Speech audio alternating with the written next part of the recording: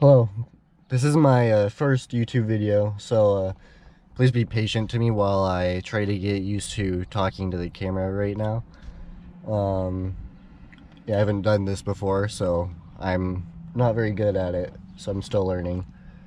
The topic for today is finding ways of diagnosing issues that you might have with your car.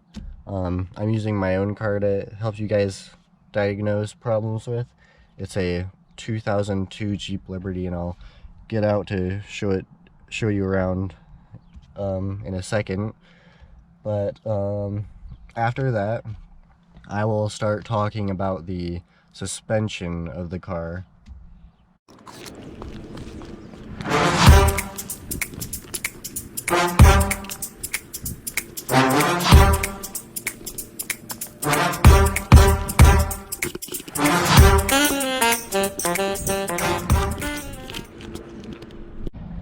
Okay, first I want to start talking about the suspension.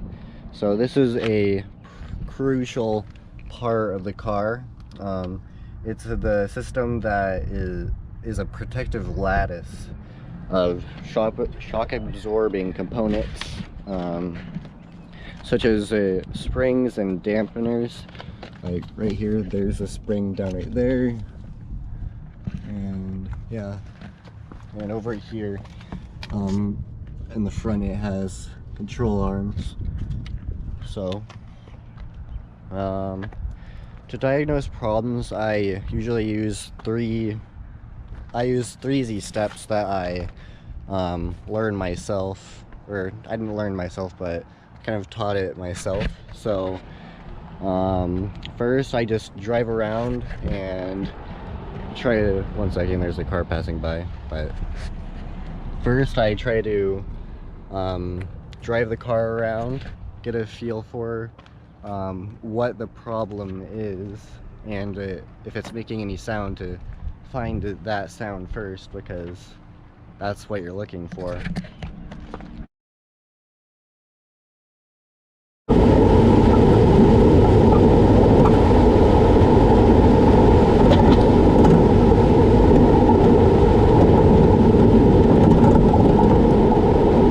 Right now the Jeep that I have is making some knocking sounds on the suspension over here. I'll go underneath and show you guys for a second. It's this lower ball joint that's making the clunking and bumping sounds as I go over bumpy roads. So I managed to figure that out. Second, I get out of the car when I'm done driving it around, and I look around the car. Sometimes I even take off the wheel if I need to. Like, for example, I took off this wheel and I was checking for that ball joint, and yeah, it just makes it a lot easier to look, and there's just a whole bunch more of open space, so you can do that if you want. But you can just go underneath your vehicle if you can and check that out. But car is lifted, so it's a lot easier to just look underneath. And lastly, I researched the problem on YouTube, or I just search anything that I might think that's wrong with it. For example, I searched lower ball joint knocking or bumping sounds, and sure enough, I was able to find a website that had confirmed that if the ball joint is bad, it will start making that clunking or knocking sound. So research is always a really good idea to do when you're diagnosing your car by yourself. And those are my 3 steps on the suspension. I'm not done yet, but those are the 3 steps that I usually follow whenever I'm having a problem with my car. I always use those steps, and a lot of times I've been able to find the problem.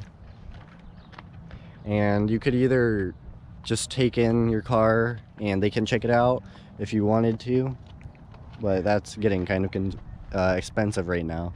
So it's your choice. You could take it in and they can look at it or inspect it, or you could just inspect it yourself and tell them what you think is wrong with it, and they can check up on that and they can go in and fix it for you. So yeah, that's a really easy way to do it. The ball joint to replace on my vehicle is going to be about $50. So that isn't very bad. But yeah, it will take some time to get that installed, because I'll have to take off the wheel, a bunch of this stuff right here to separate it from the lower control arm right here, so that I can get that bolt off here and separate it from the wheel. So yeah, that is pretty much it on the suspension that I have right now. So yeah, that's it for the suspension. So now we're going to move on to the next category that I'm going to be talking about, and that is the check engine light. Okay, now moving on, I'm going to be talking a little bit about the check engine light now. So we'll hop inside right now. Okay, so I ignore these things because those are just my scripts, because I am still trying to learn how to make a video, so a lot of I'm saying is on here. So yeah, I'm still really new to this, so I'm still trying to get used to it. So for the check engine light, for me it'll usually pop up over here, and you can call it the check engine light, but that's a pretty long name, so I usually just call it the CEL or cell. So to diagnose a check engine light, you'll need a OBD2 scanner tool, and that essentially is just a scanner tool that logs into the car's ECU, and it will look through all the car's codes, and it can show you what's wrong with the car. You can turn off the check engine light. So I'll show you where the port is. The port is usually underneath the steering wheel of the car. So you can see that mine is just right here, and you just plug it in right here to the car, and you just let that scanner tool do its thing. One second. So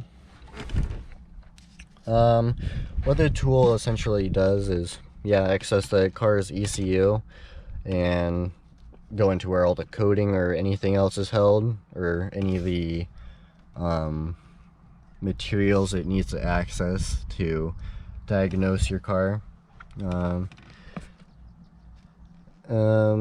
Yeah, so the OBD2 scanner tool can do various things, like change the chime that your car makes when you get into it. My car doesn't do that, but for those newer cars out there, when you open the door and it makes that chiming sound, you could change the sound on that chime. So I've seen other YouTubers and people do that before, so that's a creative thing you can do there.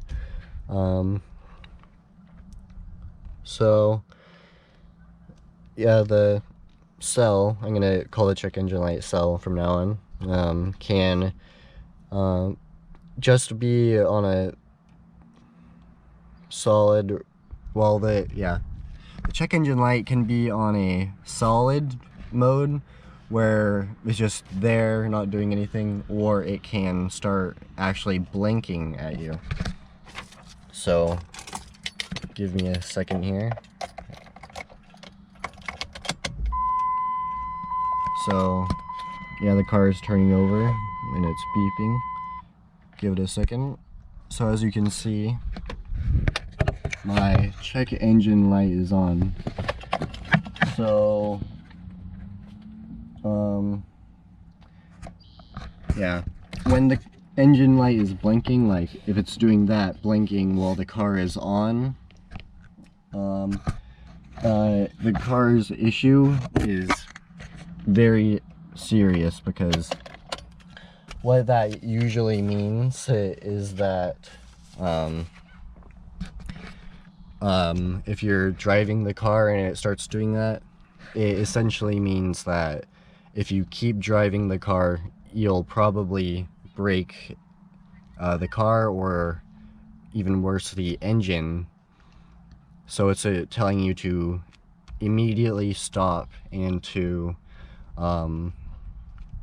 take it into a shop and to get it diagnosed and fixed, because if you don't do that and just keep driving while it's blinking, then you will run into some serious issues with your car. And when the light isn't blinking, the issue isn't as serious. It just means that there's something wrong with your car. You should probably go in to get it fixed, but you don't have to, because I have had that check engine light on for maybe 3 or 4 years since we bought it. And it's been functioning perfectly fine, so it hasn't had very many issues as far as that as I know of, but there has been some leaking. So I think that it might be the intake valves on the car. So I'll get out and again show that to you. Hold on.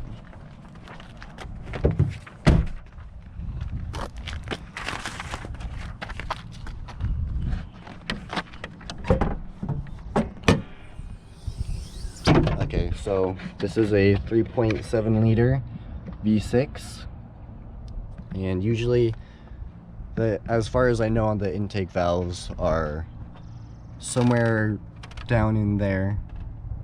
So in here, this is where the air goes in and down into the engine and into those intake valves.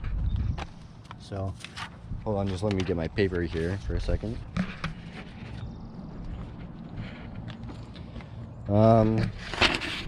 So yeah, I think that, and I'll show you a diagram of those intake valves, because it's pretty hard to look for because it's just buried underneath the engine.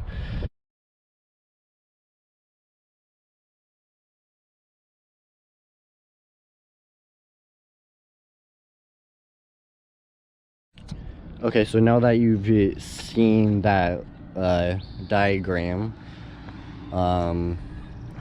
what those do if one of the valves is broken in the car or isn't functioning properly, you will usually feel a loss of power in the car. This is the throttle body right here, so that's where you could rev it and see if it, or you could just go inside, which is much easier, and to maybe rev it a little bit and drive it around to see if it has any loss of power or speed.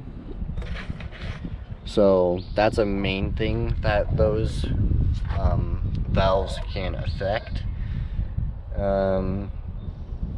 So that's an idea I have that could be wrong with the car and why the check engine light might be on.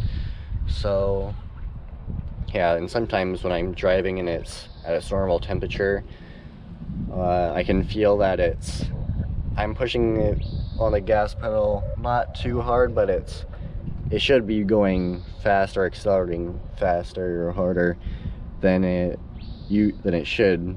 So it just hasn't been sometimes not accelerating as fast as it has been in the past. So that's something that could be wrong with it. So in a second, hold on a second, it'll be maybe tomorrow or something, because as you can see, it's nightfall. So tomorrow I'm going to try to go to O'Reilly's and get my problem fixed on the car.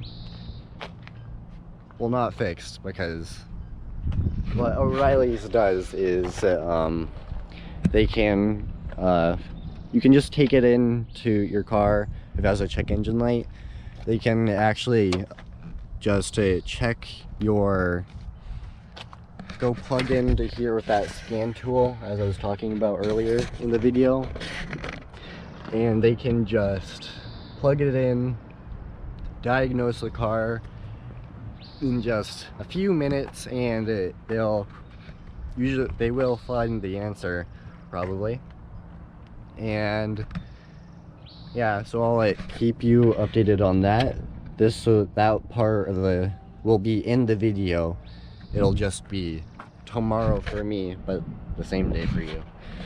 So yeah, I'll be getting back to that tomorrow, and yeah, and I'll move on from there and share with you guys what O'Reilly's found was wrong with the engine, and just move on from there.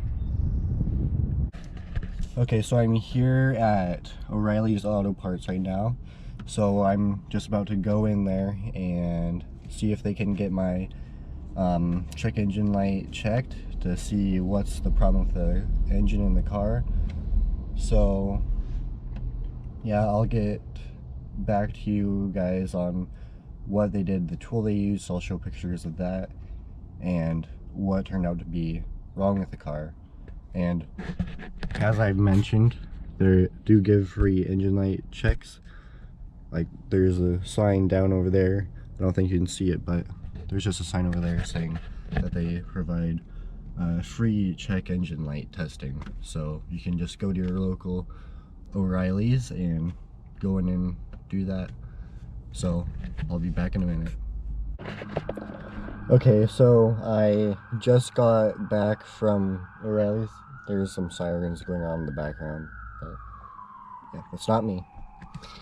So I just got back from O'Reilly's, and it probably only took them about 5 minutes to plug it in, find the code, tell me what was wrong with it on the computer.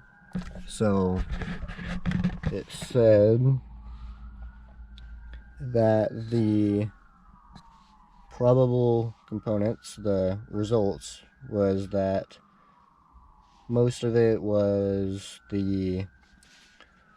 for me, my evaporation leak detection unit and vacuum hose was why the check engine light was on. And he asked me if I wanted to turn off the check engine light, but that probably would have just turned back on, because the problem isn't fixed, and the engine and the ECU knows that, so it'll just eventually pop back up. So yeah, now I know that the evaporation leak detection unit and all these units and lines, and these are all probable causes for that, like the gas cap not on all the way, or there's something wrong with the evaporation leak detection unit, or the evaporation line or vacuum hose could be corroded. So just let me get out and pop the engine.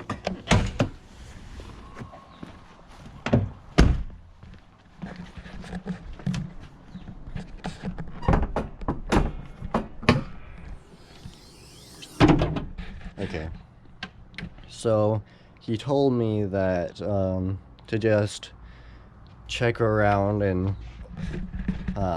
look for the vacuum lines and stuff that's in the car, and to check all of them and to make sure that none of them are corroded or have a puncture that's causing it to leak.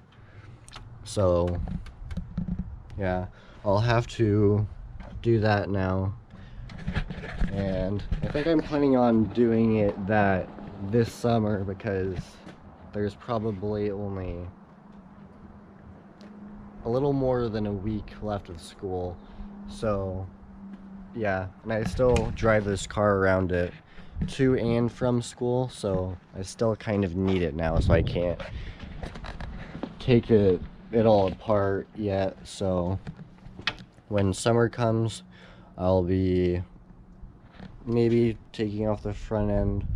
I'll definitely be taking off the fan cover and maybe the fan itself, so I can get better access to the front of the engine over here. So yeah, that's pretty much it for this video today. So I don't really have anything else to talk about, so yeah, I'm probably just gonna end the video here.